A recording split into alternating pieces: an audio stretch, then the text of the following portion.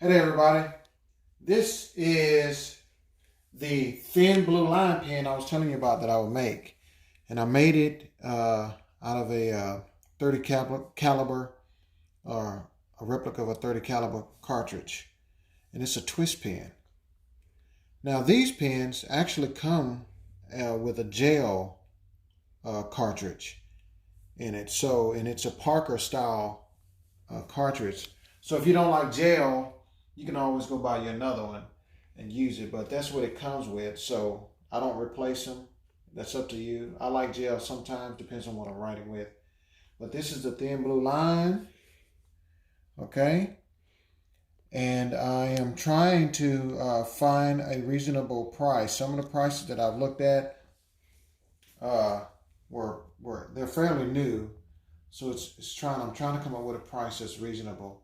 So what I've done was I looked at, the cost of the merchandise, which I don't charge you guys for my time making it, because my time is paid for by my Redeemer, Jesus Christ. But this has also been a blessing to have this opportunity to be able to make these. So I don't charge you guys or try to charge for the time that it takes for me to make these. But what I do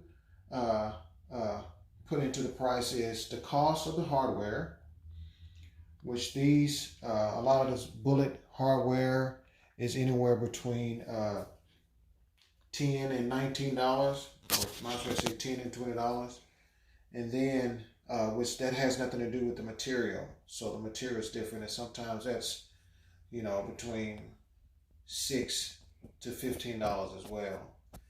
And acrylic is pretty difficult to work with, but anyway. So I finished one, thin blue line. So I know someone was asking if I make these, and I hadn't made one before because I didn't have the material. So I finally got it and decided to do that. So here they are. And for now, I think the price will be, what will be the price?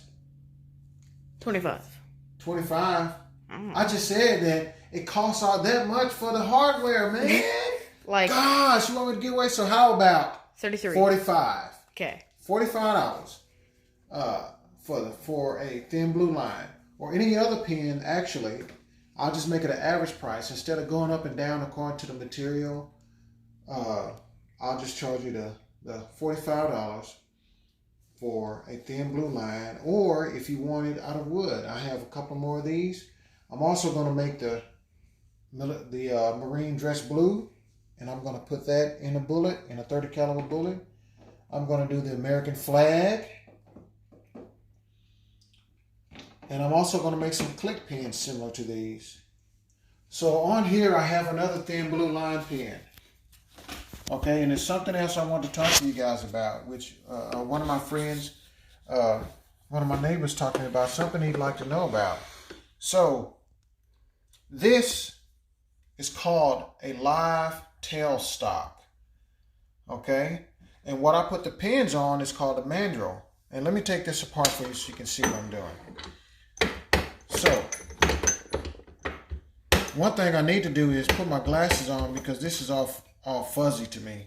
1 second. Oh, well, I'm back. It was 2 seconds, but I got to put my safety ones on. Either one to do. So this is called a live tailstock. The reason why they call it a live tailstock is because it turns. It turns.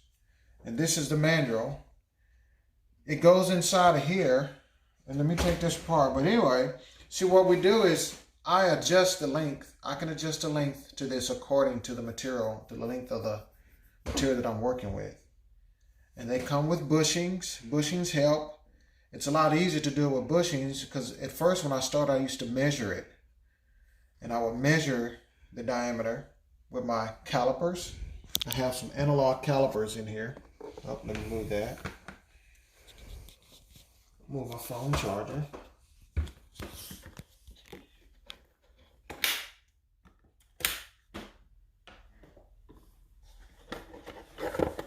Are they in there? Yeah. Analog calipers. And that's how I was measuring them. And then I I got smart and started ordering the bushings that'll help me get close to the diameter that I need to make when I put it inside of the hardware. So I can adjust the length because I don't want the length of this to be way out and then take a chance of bending my mandrel. I loosen that and adjust it according to the length as necessary. And you see the bushings. It's pretty neat. They also have what I purchased is they called a it's called a tail what is it? A tailstock center. It's a saver. A live tailstock center saver. This tailstock. So, and why they call it a saver is you see this? This turning at the end of this mandrel causes that to happen. Now let me show you a new one so you can see what I'm talking about here. This is a new one. See the difference? Pointy, nubby, and it's all frayed. But I'm just continuing to use this one. I'm not going to use the new one on this kind of mandrel anymore. But what I did purchase is, it's called a tailstock saver. And what this does is instead of putting this in, I'll put this in. That goes in. See, and that's like a live tailstock as well. However, instead of having this screw in here, and screw this on here, I will put this inside of this hole. Let me scoot this back just so I can move it without